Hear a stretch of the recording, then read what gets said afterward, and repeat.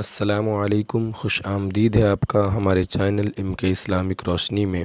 آج کی ویڈیو میں ہم تختی نمبر 21 پڑھنے جا رہے ہیں، حروف مقطعات۔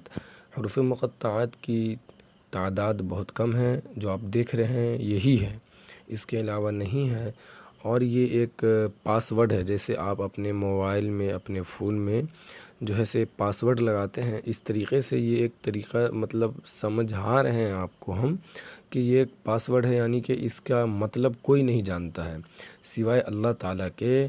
اس کے معنی مطلب کو کوئی نہیں جانتا ہے دنیا میں کہ اس کا کیا مطلب ہے۔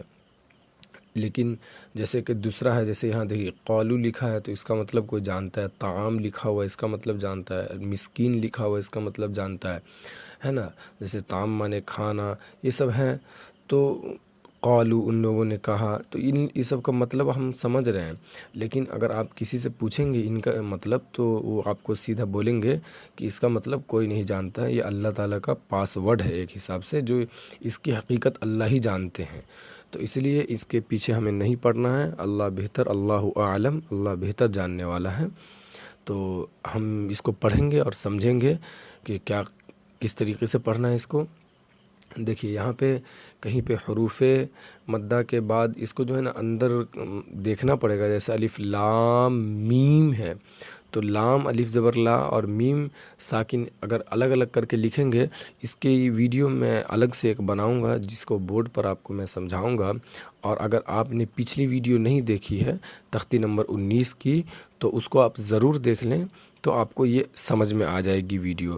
اور پھر میں اس کے لیے بھی ایک ویڈیو بناؤں گا جو آپ کو بہت ہی آسان طریقے سے مد لازم، کلمی مثقل، بہت سے لوگ کلمی بھی بولتے ہیں، بہت سے لوگ کلمی بھی بولتے ہیں، تو کلمی مثقل، کلمی مخفف ہیں، یا مد لازم حرفی مثقل اور حرفی مخفف، اس طریقے سے آپ جو ہے سے ہم اس کو سمجھائیں گے۔ تو آج کی ویڈیو ہم شروع کرتے ہیں۔ دیکھیے الف لام میم، الف لام میم صاد، اس طریقے سے آگے پڑھنا ہے۔ الف لام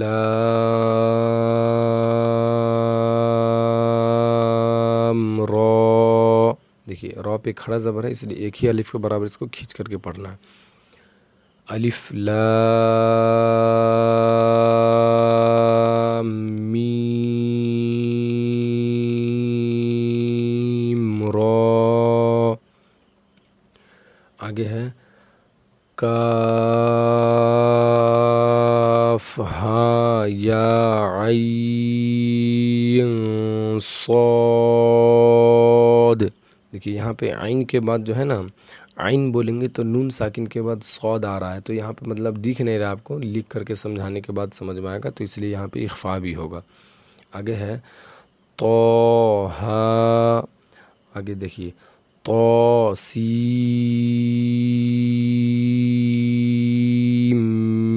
میم، اس کو سین نہیں پڑھنا ہے، سین نہیں، سیم پڑھنا ہے، سیم، ہاں، اس لیے کہ سین جو ہے سیدھا میم بھی مل رہا ہے۔ آگے ہے طاسین یاسین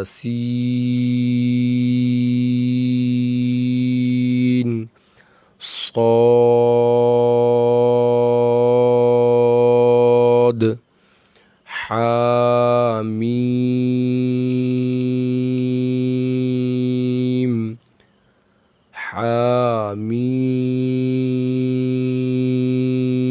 عین سین قاف۔ دیکھیے دونوں جگہ اخفا ہوگا، عین بولیں گے تو نون ساکن کے بعد سین آ رہا ہے جو حروف اخفا میں سے ہے، پھر سین بولیں گے تو نون ساکن کے بعد قاف آ رہا ہے، تو یہاں پہ اخفا ہوگا۔ آگے ہے قاف،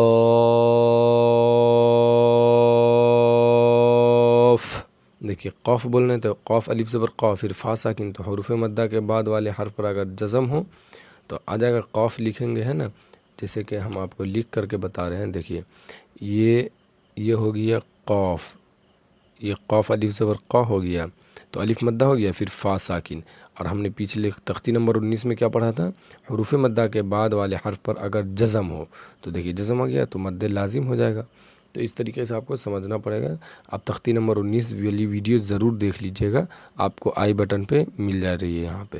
آگے دیکھیے نون، اس میں بھی یہی قاعدہ ہوگا مد لازم۔ تو اس طریقے سے اس کو سمجھ کے پڑھنا ہے۔ پھر امید کرتے ہیں کہ آج کی ویڈیو آپ کو سمجھ میں آئی ہوگی، پسند آئی ہوگی، اور اگر چینل پہ نئے ہیں تو چینل کو سبسکرائب کر لیجئے۔